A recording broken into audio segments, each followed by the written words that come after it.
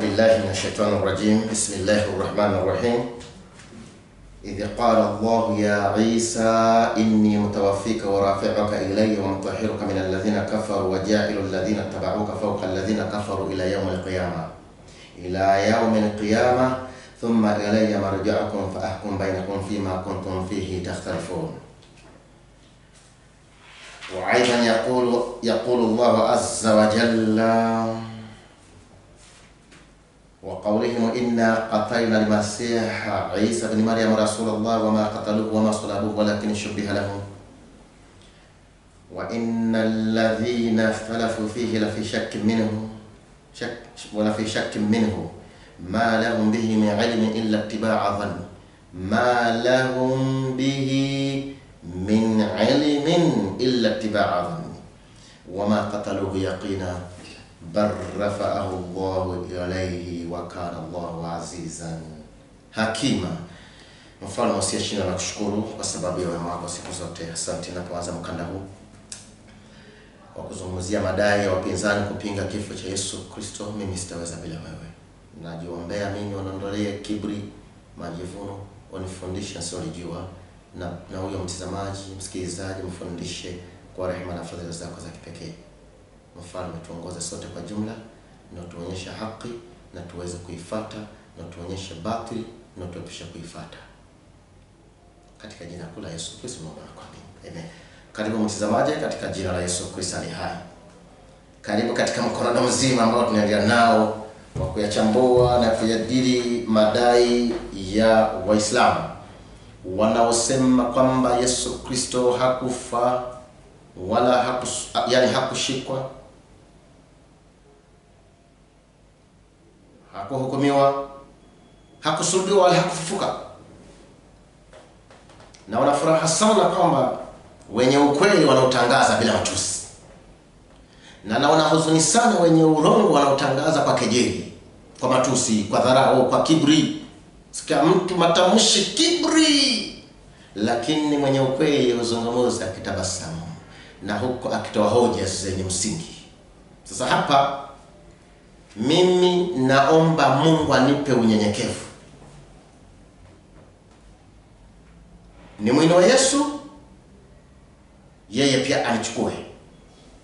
Yeye ndo kasema tumuinue, sio sisi tujiinue kimatamshi, kimatembezi, kwa namna yote. Sasa bila kupoteza muda,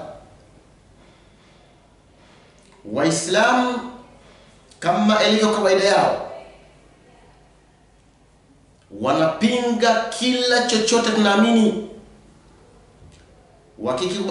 Kama watalikubali hilo jambo ama hicho tunachoamini wakakikubali, watakikubali kwa namna ya mapapaso.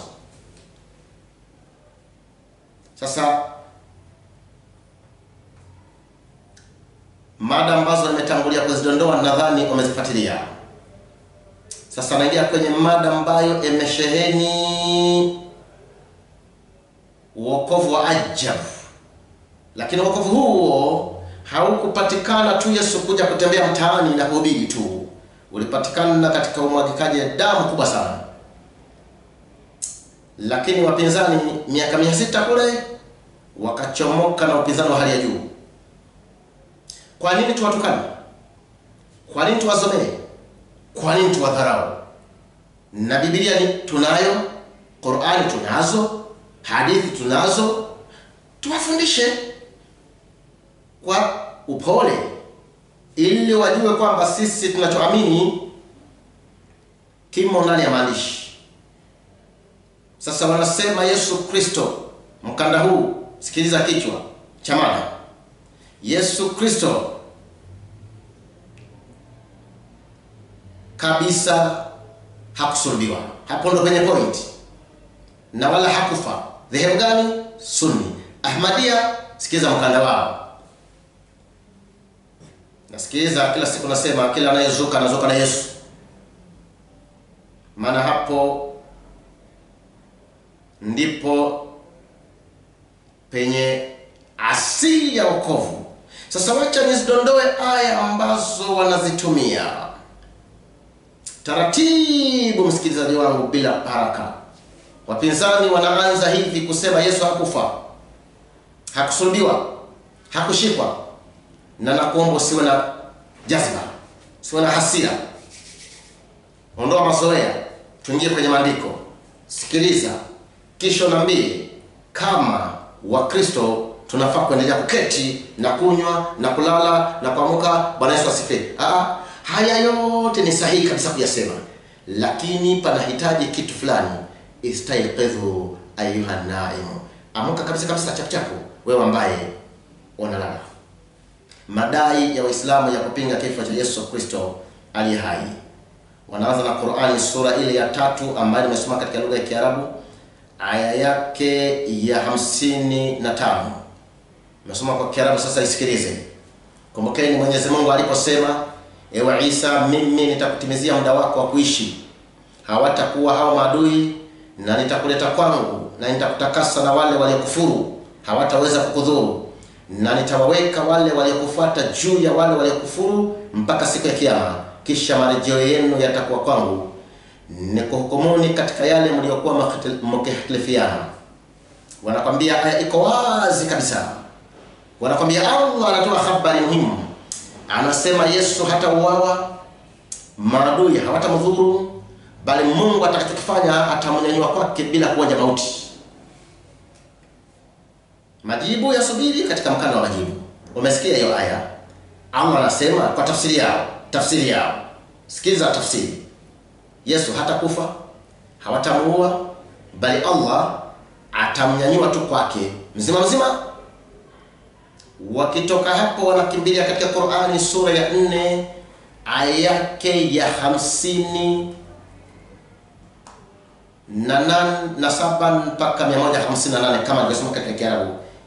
Tafsiri yake inasema hivi: na kwa ajili ya kusema kwao, kuna watu wakati wa Muhammad aliwasikia wanasema eti sisi tumemuua Masihi Isa mwana wa Maryam, mtume wa Mungu, hali hawakumuua. Sikiliza nukta, hali hawakumuua, yani Yesu hakuuawa wala hawakumsulubu, wama qataluhu wama salabuhu.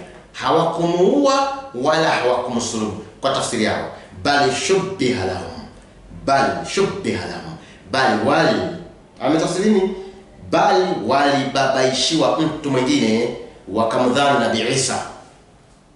Na kwa hakika wale waliohtilifiana katika hakika hiyo ya kumuua Nabii Isa wamo katika shaka nalo jambo hilo la kusema kauawa. Wao kabisa hawana yakini juu ya jambo hili la kuwa kweli wamemuua Nabii Isa, isipokuwa wanafatadhana tu, na kwa yakini hawakumuua. 158 anasema bal rafa'ahu Allah ilayhi wa kana Allahu azizan hakima, bali Mwenyezi Mungu alimnyanyua kwake, na Mwenyezi Mungu ni mwenye nguvu na mwenye hikma. Wanakwambia Allah anasema na kukanusha kwamba mipango ya kumua Yesu ilifeli, mpango ya kumshika ikufanikiwa, bali Mwenyezi Mungu aliwababaishia mtu mwingine wakamdhani ni Nabii Isa. Sikiliza, Yesu hakushikwa, Allah akawaletea mtu mwingine, bali shubbiha lahum, wakamdhani huyo ni Yesu anayemshika. Yesu hakushikwa, bal rafa'ahu Allah ilayhi wa kana Allahu azizan hakima, bali Mwenyezi Mungu alimnyanyua kwake. Nichungulie kidogo katika tafsiri hii inayoitwa tafsiri al-Qur'an al-Azim, alimusamma tafsiri Ibn Kathir. Al-Imam al-Hafidh, Imam al-Hafidh ni nani? Anaitwa Imaduddin, jina lake kamili Ismail ibn Umar ama Ibn Kathir. Nichungulie kidogo pana maneno mengi, lakini kuna kitu, bali shubbiha lahum, walibabaishiwa mtu mwingine wakamdhani Nabii Isa. Hebu sikiliza wewe Mkristo, kisha tumia akili ya kiroho, na wewe Muislamu tumia akili kama hata huna roho. Ingawa akili bila roho umesema na tutasema ni hatari. Sikiliza vile walibabaishiwa mtu mwingine wakamdhani Nabii Isa, yani Yesu hakusulubiwa, mwingine ndiye alisulubiwa. Sikiliza, ndi pana urefu lakini nadondoa. Hiyo Qur'ani sura ya 4 aya 157. Kuna kipengele tafsiri yake inasema hivi. Anavyotafsiri hadithi zao, nasema Yesu Kristo kwanza anasema, sikiliza, inasema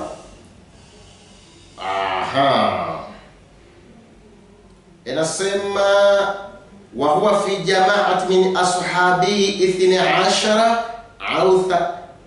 au 13. Yesu Kristo, hili tukio lilipokuwa linakwenda kutukia, alikuwa na wanafunzi wake, maswahaba wake 12 ama 13.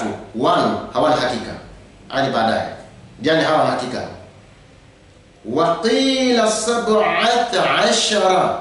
Sasa ndo wanaharibu zaidi, lakini si majibu na nukutu. Anasemekana, nafikiri inasemekana alikuwa na maswahaba zake, wanafunzi wake kama 17, 12, 13, 17 hawana elimu. Inasema wakana dhalika yaumul jum'a, na hiyo ilikuwa ni siku ya Jumaa, baada al-asr, baada ya asri, lailatus sabt, ilikuwa ni usiku ya siku unaoingia siku ya Jumamosi. Yani maana yake hivi, giza, jua likishatua, siku ishaingia, wacha mambo ya mapinduzi waliofanyia Mungu. Yani Mungu hajapinduliwa, akili za watu zikapinduliwa kwamba siku inaanza saa 6. Hayo ni mapinduzi mabaya mno. Jua likishapomoka pale, siku ishaingia. Sasa wanasema ilikuwa ni usiku wa Ijumaa, baada al-asr ya lailatus sabt, yani usiku ambao unaanza Jumamosi. Yesu Kristo fahasaruhu hunaka, wale maadui wakamvamia huko. Sikiliza kipengele hiki. Maadui wale wakamvamia Yesu, walijua Yesu yuko ndani ya nyumba, wanamvamia, si bustani tena, wakamvamia akiwa ndani ya nyumba, wakazunguka ile nyumba. Falamma hasabihim wa annahu la mahalat min dukhulihim alayhi au khurujihi ilayhim, qala li ashabihi. Sasa Yesu alipohisi, hapa ndipo pana vipengele, wamemzingira. Sasa hakuna budi aidhan ni kuwatokezea tu, ama hawezi kuwatokezea kwa namna yote ile. Sasa Yesu akaona wacha nifanye kitu. Akawaambia wanafunzi wake, ayyukum yalqa alayhi shabihi wa huwa rafiq fil janna. Sikiliza vitu vingine ambavyo Muislamu atafikia. Yesu Kristo amehisi wamemzingira, kutoka haiwezekane, wao ni kuingia tu watamkamata. Akawageukia eti wanafunzi wake akawaambia, nani miongoni mwenu nyinyi, tena wanafunzi wenyewe idadi haijulikani, kuna 17, kuna 12, kuna 13, anawageukia kwambia, nani miongoni mwenu nyinyi ambaye yuko tayari kuvaa nimpe, maana Yesu alikuwa na miujiza, achukue sura yangu mimi, aiva yeye, afanane mimi, yani mimi nitoe sura yangu nimpe yeye, katika ninyi nani yuko tayari afanane na mimi? Akikubali tu huyo mwanafunzi wangu mmoja miongoni mwenu, nitakuwa naye katika bustani, katika peponi.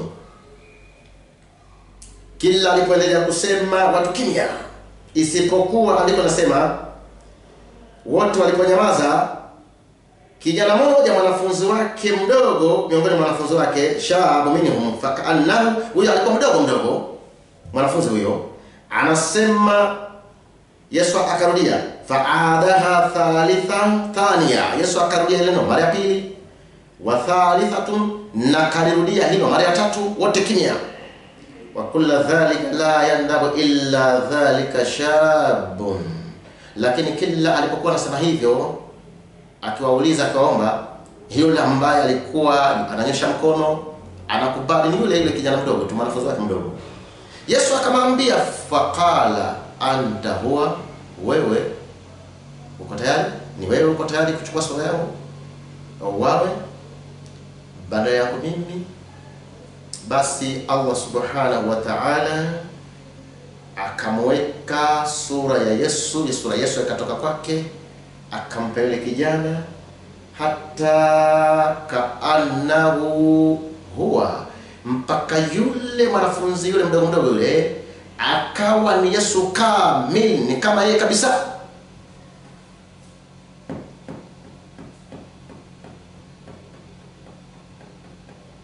Wafatahat rawzata min saqafil baiti. Sasa ile sakafu ya nyumba ile pale Yesu alipokuwa ikafunguka, ikapenywa, hoteli ikafunguliwa, pamepenywa hapa hivi. Wa akhadhat Isa alayhi salam sinatu min an-nawm, Yesu Kristo akaanza kusinzia na kulala, kamchukua usingizi. Yesu anasinzia yolala, usingizi ukamchukua. Farafa'a ila samai wa huwa kadhalika, katika kusinzia na kulala huko basi Yesu akachukuliwa, akanyanyuliwa, akaenda zake mbinguni katika kulala na kusinzia. Kama qala Allah Ta'ala, wanasema hivyo ndivyo kama alivyosema Mwenyezi Mungu, idh qala Allah ya Isa inni mutawaffika wa rafi'uka ilayya. Wananisikiliza vizuri Mkristo? Kama Mwenyezi Mungu alivyosema katika ile 3:55 kwamba hawatamuua bali Mwenyezi Mungu atamnyanyua kwake baada ya kumfisha yale katika ule usingizi. Falamma rafa kharaja, sasa nasikiza, falamma rafa, Yesu aliponyanyulia, kharaja ulaika nafaru, walitoka hawa watu ile kundi. Falamma ra'a ulaika dhalika shab, walipomwona yule kijana, dhannu annahu Isa, walipomwona yule ambaye kachukua sura ya Yesu wakamdhani kwamba ndio yeye kabisa. Maana mfano fa akhadhuhu, wakamchukua fi layla, usiku huo wakamchukua, wasalabuhu, wakamsulubisha, wawadha'u shawqa ala ra'sihi, wakaweka kofia ile taji ya miba juu ya kichwa chake. Wa adhaharu yahudi annahum sa'u fi salibihi, basi Wayahudi wakapambazukiwa wakasema mama tushamsulubisha.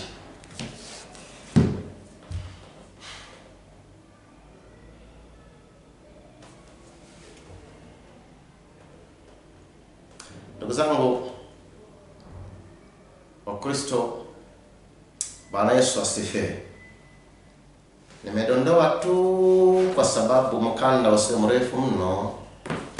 Sasa umesikia maneno. Sasa hapa pana kidogo akili tu ya kutumia, lakini akili ambayo imesalimika na dhambi. Yesu Kristo akogopa kukamatwa. Rabbul arbab, Bwana wa mabwana.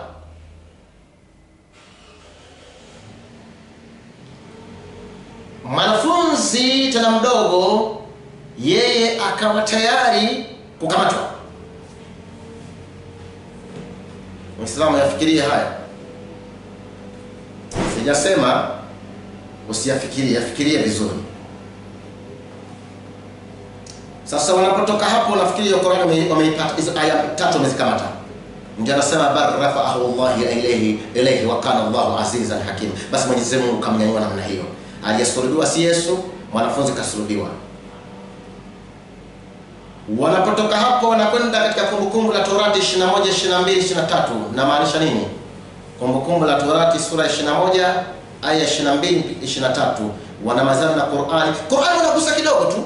Sasa lengo ni kuingia katika Biblia boronge na kuipindua wapendavyo. Nilikwambia, nakwambia, natakwambia nikiwa hai.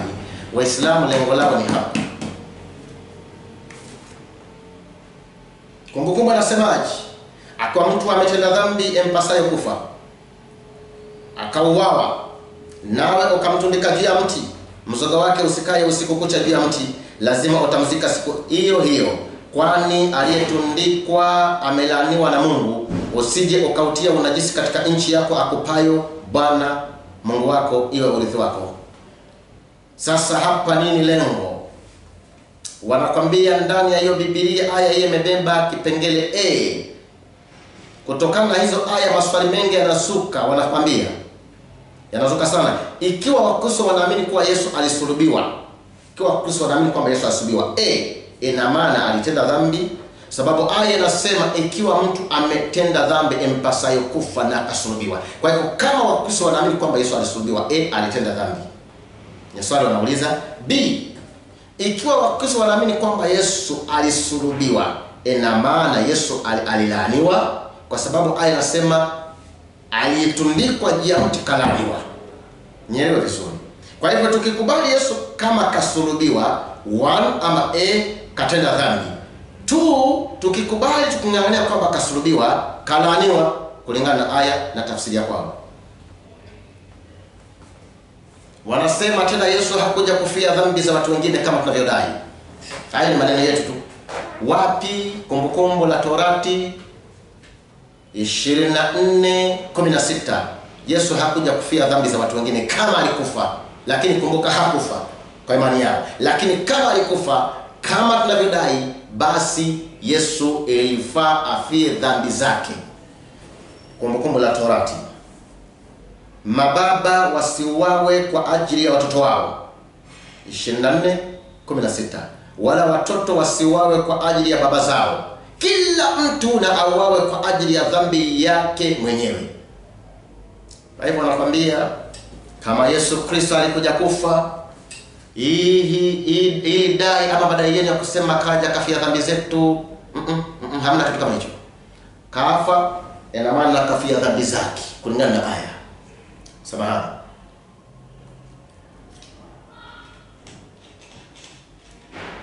Wamenikamata vizuri? Tunaambatana vizuri?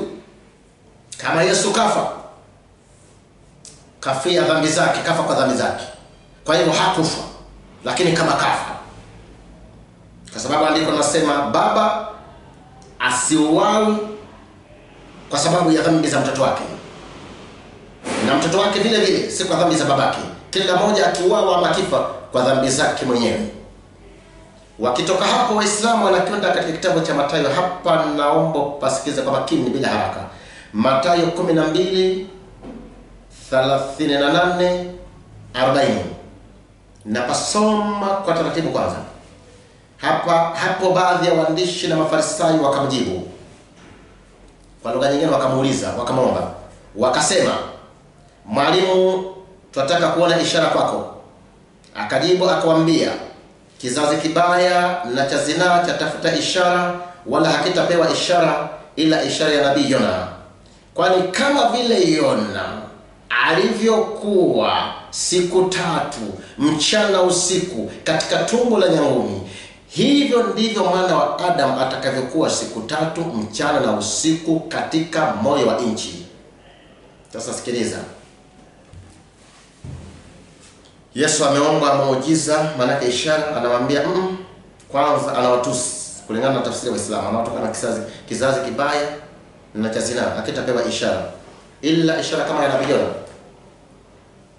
Baada ya kuwatukana kwa tafsiri ya Waislamu, anawaambia kama vile Yona alivyokuwa siku 3 katika tumbo la nyangumi, siku 3 mchana na usiku, ndivyo Yesu vile vile usiku na mchana, siku ngapi? 3. Sasa kwanza wanakwambia mfano huu huenda uwe na uongo ama na ukweli, ama uwe ukweli ama na uongo. Manake huu mfano ama methali hii ama Yesu kusema hivi, aidha ni pawe kuna urongo ama pawe na ukweli. Sasa sikiliza. Wanakwambia Yona alipokuwa katika tumbo la nyangumi alikuwa yu hai.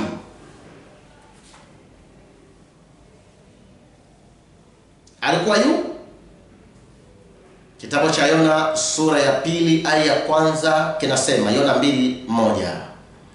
Ndipo Yona akamwomba Bwana Mungu wake katika tumbo la yule samaki. Kwa hivyo Yona akiwa mle ndani yu hai. Sasa lakini Yesu anasema atakuwa kama Yona. Yona yuko hai ndani ya tumbo. Yesu je, mnavyoamini wa Kristo alipokuwa katika moyo wa nchi kaburi? alikuwa hai ama alikuwa amekufa?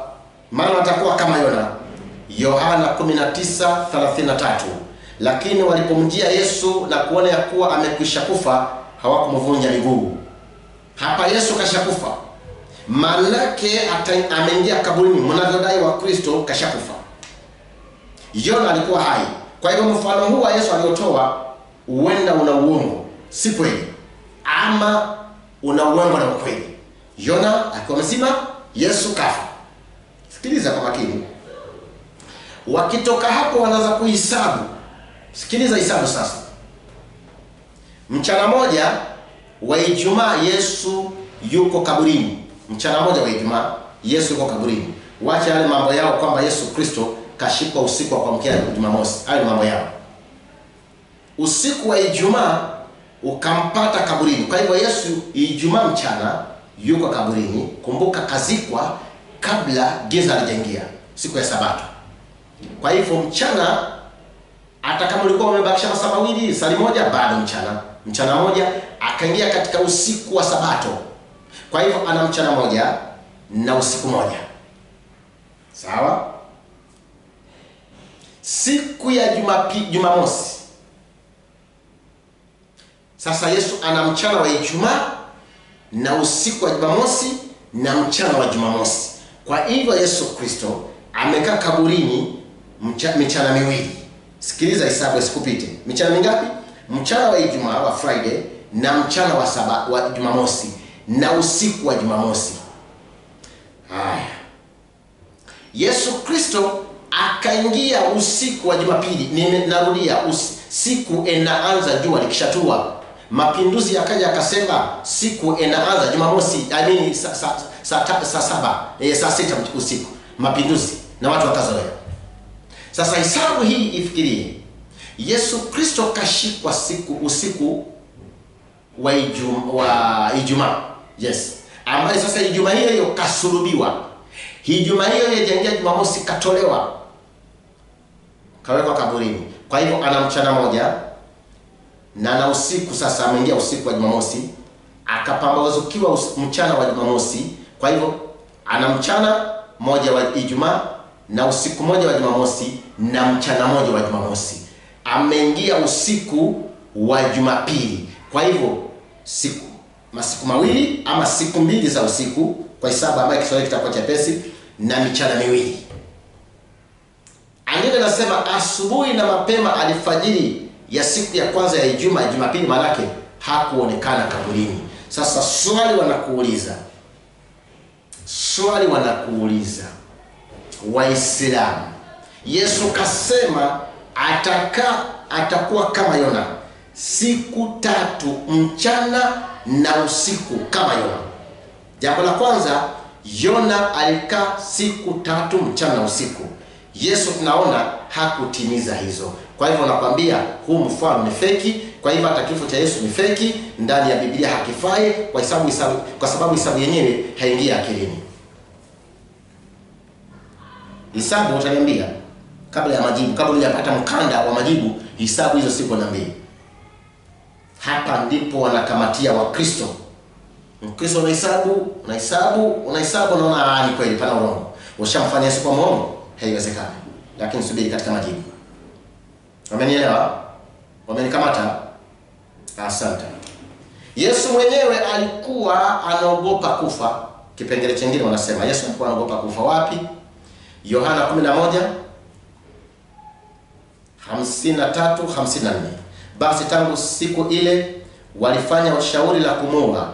Kwa hiyo Yesu hakutembea tena kwa wazi katikati ya Wayahudi, bali alitoka huko akaenda mahala karibu na jangwa mpaka mji uitwao Efraim, akakaa huko pamoja na wanafunzi wake. Swali wanakuuliza kama Yesu alikuja kufa kwa ajili ya dhambi zetu, mbona yatoroka? Yuatafutwa, yatoroka nini? Hawajamaliza. Yohana 12:36. Anasema Yesu, maadamu nayo nuru, iaminini nuru hiyo ili mpate kuwa wana wa nuru. Hayo aliyasema Yesu, akaenda zake akajificha wasimuone. Wanakuuliza kama Yesu Kristo alikuja kufa, mbona akajificha? ili wasimuone. Wanakimbia, wanakwambia sasa alipojificha wasimuone. Sasa amejificha na wanafunzi wake, wanaunganisha visivyounganishwa katika kitabu cha Marko 16:12. Sikiliza, Yesu kule kajificha, wanakimbilia kuunganisha kitu fulani. 16:12 Marko. Baada ya hayo akawatokea watu wawili, miongoni mwao ana sura nyingine, nao walikuwa kishika njia kwenda shamba. Wanakwambia naona sasa kashajificha, katokezea na sura nyingine ili wasimuone. Kwa hivyo hata walipomuona hawakumtambua kwa sababu katokezea na sura nyingine. Ndio Qur'an anasema bali shubbiha lahum, walibabaishiwa mtu mwingine. Hawajatosheka, wanakenda wapi? Wanakwambia sasa alipojificha akatokezea na sura nyingine, Wayahudi wakamsulubisha mtu mwingine. Hapa wanasema ni wanafunzi wake. Walimu wa mihadhara ya Kiislamu, debate za Kiislamu, wanasema hapa, wasomi wanasema aliyesulubiwa ni wanafunzi wa Yesu. Walimu wa mihadhara hii, mihadhara debate mnazoona, wanasema aliyesulubiwa ni nani? Kisha pima haya maneno. Wanasema aliyesulubiwa baada Yesu kutokezea ana sura nyingine, si mwingine ni wanapatikana katika kitabu cha Marko 15:21-23. Wakamshurutisha mtu aliyekuwa akipita akitoka mashamba, Simoni Mkerene, baba yao Iskanda na Rufo, ili auchukue msalaba wake. Wakamleta mpaka mahala paitwapo Golgotha, yani fuvu la kichwa. Wakampa mvinyo iliyotiwa manemane asipokee. Wanakwambia sasa wakamshika mtu, baba wa watu mwenyewe kachoka, katoka kule mashambani, hana hatia. Wanamchukua, yani maana yake hana habari. Wakamchukua huyu, wakamsulubisha. Mara moja anapewa mvinyo, anakunywa, anasema mimi sitaki.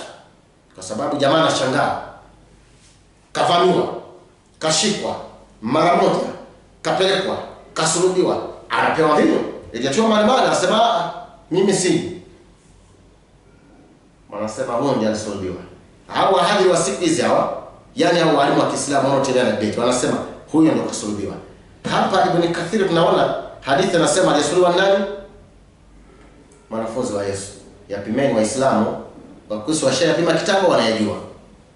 Wanakwambia kwa nini Yesu hakusulubiwa? Aliyesulubiwa ni Simoni Mkerene, yani ni Simoni. Wanakwambia kwa sababu hii, Methali 11:8, mwenye haki huokolewa katika dhiki na mtu muovu ataingia badala yake. Wanakwambia Yesu Kristo alikuwa ni mwenye haki, kwa hivyo angeokoka na mtu muovu kama Simoni ama Simon akaingia, kwa sababu Yesu mwenye haki. Na Biblia inasema mwenye haki huokolewa katika dhiki na mtu muovu ataingia badala yake. Sikiliza, Yesu mwenye haki kachukuliwa, muovu anaingia. Sababu za Yesu kuepushwa na kifo cha laana msalabani, wanakuambia sababu kubwa ni zipi?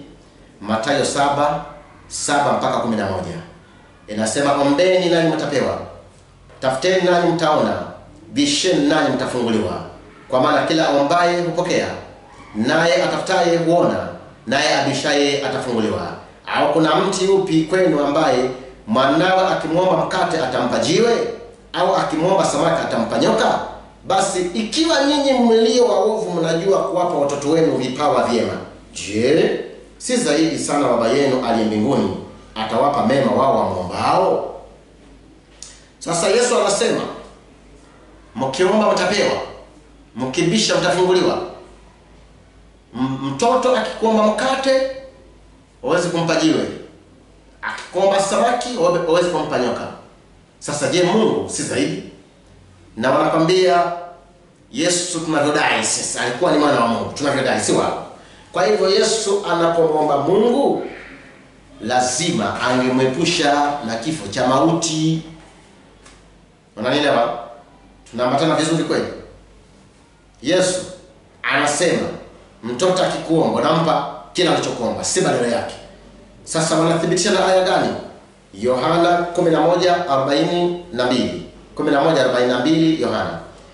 Nami nalijua ya kuwa wewe wanisikia siku zote, lakini kwa ajili ya mkutano huu wanaohudhuria nalisema haya, ili wapate kusadiki kwamba ndiwe uliyenituma. Yesu anasema maombi yake yanasikizwa siku zote. Siku zote.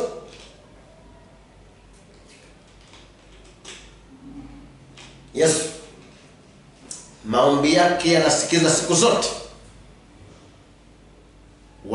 Wanakuongezea Waebrania 5:7. Yesu yeye siku hizo za mwili wake Yesu alimtolea yule awezaye kumwokoa na kumtoa katika mauti maombi na dua pamoja na kulia sana na machozi, akasikizwa kwa jinsi alivyokuwa mcha Mungu. Yesu alisikizwa baada ya kuomba sana kuepushwa na kifo kibaya cha laana, na Mungu akamwokoa kutoka katika kifo cha namna hiyo. Hiyo ni Biblia yenu nyinyi wa Kristo. Wanakuongezea Yohana 8:29. Naye aliyenipeleka yu pamoja nami, hakuniacha peke yangu, kwa sababu nafanya siku zote yale yampendezayo.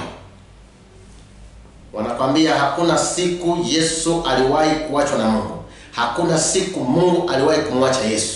Sasa wanakwambia Yesu anasema Mungu hajawahi kumwacha. Sasa wanakuuliza, huyu ambaye mnadai alizungumza maneno katika Mathayo 27 aya yake 46 inasema, na kama saa 9 mpaka yani 27 46 47, na kama saa 9 Yesu akapaza sauti yake kwa nguvu akisema, Eloi Eloi lama sabachthani, yani Mungu wangu, Mungu wangu, mbona umeniacha? Wanasema huyo si Yesu, kwa sababu Yesu anasema Mungu hajawahi kumwacha. Sisi tunasema hapa Mathayo ilikuwa ni Yesu. Hapana. Na kama ni Yesu, Biblia inajigonga. Pale anasema Mungu hajawahi kumwacha siku zote. Hapa anasema Eloi Eloi lama sabachthani. Kwa hivyo huyu si Yesu, huyo ni Simoni. Maana Yesu hajawahi kuachwa. Zinatolewa hizo aya mbele ya mtoto wako ambaye mafundisho yake ni ya katuni, ambayo nampa majina ya kumfanya mpaka asijue Biblia. Wachana na mtoto, kimbilia kwa watu wazima wa Kristo. Waandishi wa habari za kifo cha Yesu wanapingana. Anakupeleka hapa, ashamaliza pale. Kila analolitoa ni kuthibitisha kwamba Yesu Kristo hakufa, ama habari za kuhusu kifo cha Yesu zina mgongano. Anakwambia waandishi wa habari za kifo cha Yesu wanapingana. Wanaanza hivi sasa. Sikiza kwamba ushahidi huu haukubaliki. Marko 15:25.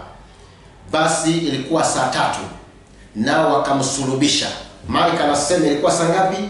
3 wakamsulubisha Yesu Kristo. Yohana 19:14.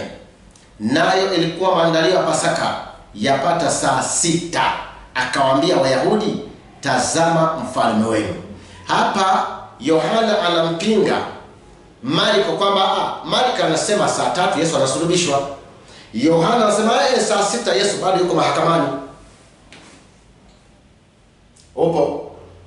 Wanakwambia huu shahidi hautakikane kabisa. Nani mkweli? Mathayo ama Marko? Wanakimbia wanakwambia kuhusu vazi alilovikwa Yesu. Pia waandishi hawana hakika kuhusu kifo cha Yesu. Mwandishi huyu anampinga huyu. Kwa tafsiri yao wanazitoa hizi aya kuthibitisha Yesu hakufa, hakusulubiwa, hakukamatwa. Kuhusu vazi alilovikwa Yesu, Mathayo 27 mpaka 28. Mathayo 27 mpaka 28. Ndipo askari waliwali wakamchukua Yesu ndani ya praetorio, wakamkusanyikia kikosi kizima, wakamvua nguo, wakamvika vazi jekundu. Mathayo anasema katika pilika za Yesu kukamatwa na kushikwa mahakamani, kavuliwa nguo, kavikwa nguo, vazi gani? Nguo, kamvika vazi jekundu. Mathayo. Wanakuambia sikiza Marko kidogo. 15, 16, 17. Nao askari wakamchukua ndani ya behewa, ndio praetorio, yani nyumba ya uliwali. Wakakusanyika pamoja kikosi kizima, wakamvika vazi la rangi ya zambarau, wakasokota taji ya miba wakamtia kichwani. Marko anasema awe Mathayo hapana. Yesu kavikwa vazi la zambarau. Wanakwambia hapo unaonaje? Ushahidi kuhusu kukamatwa, kufa, kusulubiwa hauna mshiko wote. Wanaenda kuambia na wale waliokwenda kaburini idadi yao haijulikani. Wale waliokwenda kaburini, eti tunadai Yesu kazikwa, yuko kaburini. Pia waandishi walioshughulikia habari hiyo si ya kweli, maana wanaandika tofauti na ushahidi unatakana uwe na msimamo mmoja. Mathayo 28 1 mpaka 5. Hata Sabato ilipokwisha, ikipambazuka siku ya kwanza ya juma, Mariamu Magdaleni na Mariamu yule wa pili walikwenda kulitazama kaburi, na tazama palikuwa na tetemeko kubwa la nchi, kwa sababu malaika wa Bwana alishuka kutoka mbinguni, akaja akalivingirisha lile jiwe akalikalia. Na sura yake ilikuwa kama umeme na mavazi yake meupe kama theluji. Na kumwogopa wale walinzi wakatetemeka, wakawa kama wafu. Malaika akajibu akawaambia, wale wanawake, msiogope ninyi, kwa maana najua ya kuwa mnamtafuta Yesu aliyesulubiwa. Wanakwambia hizo aya zinasema hivi. Anatuambia Mathayo, wanakwambia wanawake wawili ndio waliokwenda kulitizama kaburi, na walipofika huko walimuona malaika moja. Wanawake, Mathayo anasema ni wawili, walipofika wakaona malaika moja. Wanakwambia tuangalie Marko 16 1 mpaka 6. Hata Sabato ilipokwisha kupita, Mariamu Magdalene na Mariamu mama Yakobo na Salome walinunua manukato wapate kwenda kumpaka. Hata alfajiri mapema siku ya kwanza ya juma, wakaenda kaburini jua lilipoanza kuchomoza. Wakasemezana wao kwa wao, ni nani atakayetuvingirishia lile jiwe mlangoni pa kaburi?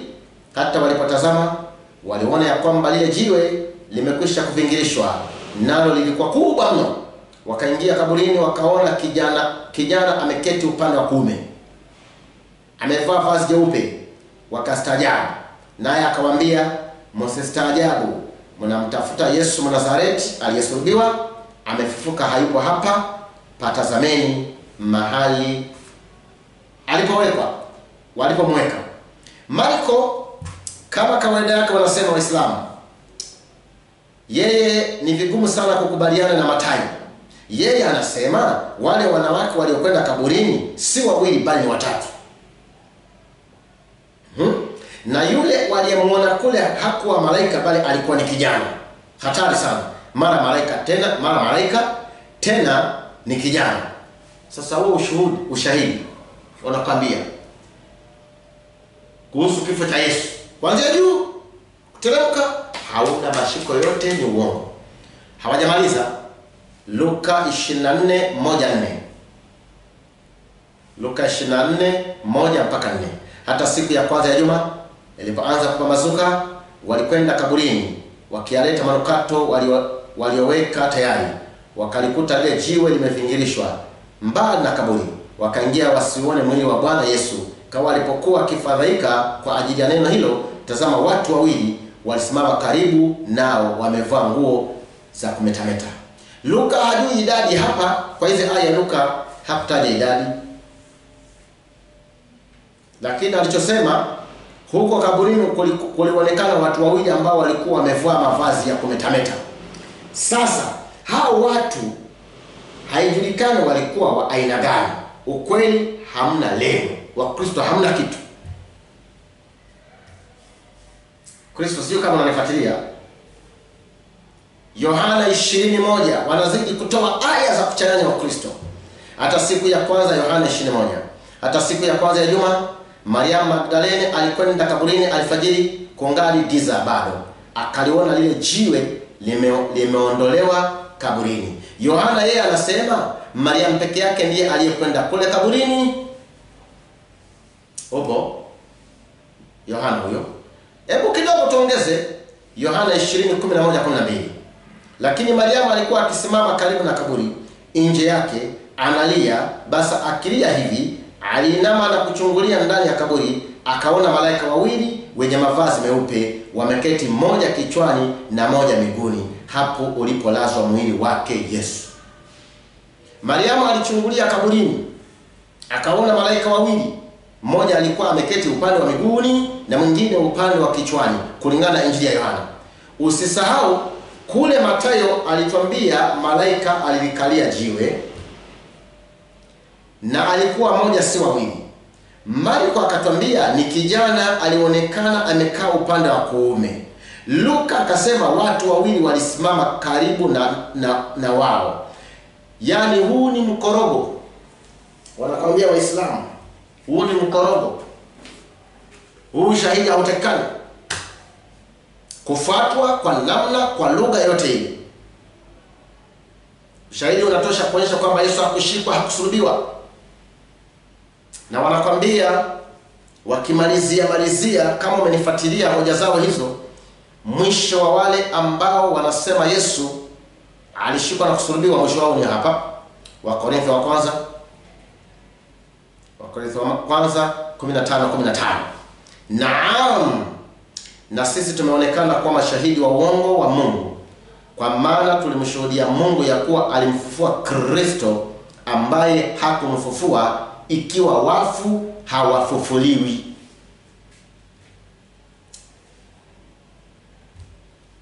Nakwambia huo ndio mwisho wao. Na aya hii wameitumia sana kuwasilimisha watu wasiojua Biblia, wala ambao wanafikiri wameokoka lakini hawana maandiko. Sasa ndugu yangu, dadangu, hivyo ndivyo wanavyokuja na aya zingine nyingi tu ambazo wanazitumia kupinga kifo cha Yesu Kristo. Sasa nitakuwa narudia usemi kama Yesu alivyokuwa akirudia ili watu wakamate maneno. Ikiwa sisi wa Kristo hatutaamka na kusoma Biblia na kujua kuna wapinzani ambao wanaisoma kule kwa namna wapendavyo wao na kuitafsiri wapendavyo wao, nyewe wa Kristo mnatarajia nini? Mnatarajia pana usalama? Mnatarajia tutanusurika? Ndugu zangu, Biblia watu wameisoma, na ni wakati wetu wa kuambia mnasoma msichokijua. Ama unajua lakini mnaficha ukweli. Mwajua lakini Yesu amesema mwapotea kwa kuwa hamjui maandiko wala uwezo wa Mungu. Sasa wametoa aya. Ushahidi unaonyesha waandishi wanagongana, wanapingana. Tuketi, tunyamaji, tukalale ama tuamke. Zangu wapendwa katika jina kula Yesu Kristo, nitakuwa nakumbusheni kwamba tuna majukumu ya kufanya.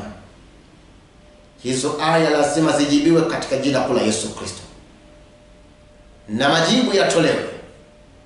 Kwa hivyo kama umenifuatilia vizuri, nimetoa hoja zao, madai yao.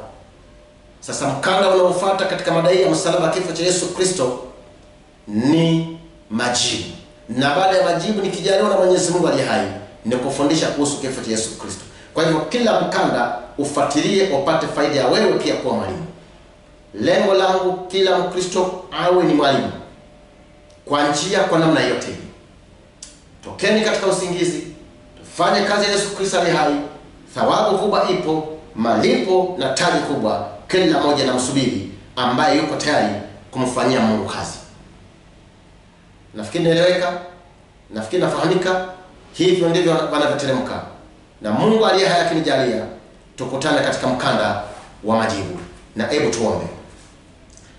Baba mfalme, na kushukuru kwa sababu ya kunipa pumzi ya kuweza kutoa hizi hoja za Uislamu. Lakini sijamaliza, naomba pia unizawadie mno nitoe majibu na mafundisho katika mada hii. Mtazamaji mbariki, mtue mizigo ambayo imemlemea, samehe na tupe umoja kama Wakristo. Maana zaidi yako hatuna Mungu kama wewe. Popote ambapo nimekwenda kimakosa, basi pengine nimejitukuza, nimejiinua, nisamehe. Asante kwa kunisikia. Ni katika Kristo aliye hai nimeomba na kuamini. Amen. Sahau mambo hayo nayadondoa kutoka hiki kitabu ambacho nimeandika mimi. Nimeandika vitabu 5 vile na vingine viko kwenye uchapishwaji. Lakini kitabu hiki usikikose kwa sababu mengine siwezi kuelezea. Ni kitabu kikubwa, kina kurasa ama pages 350 na ni hard copy ama hard cover. Kwa hivyo kizuri, sikisifie. Lengo langu uwe nacho kikusaidie wewe kuhubiri, ndio lengo langu.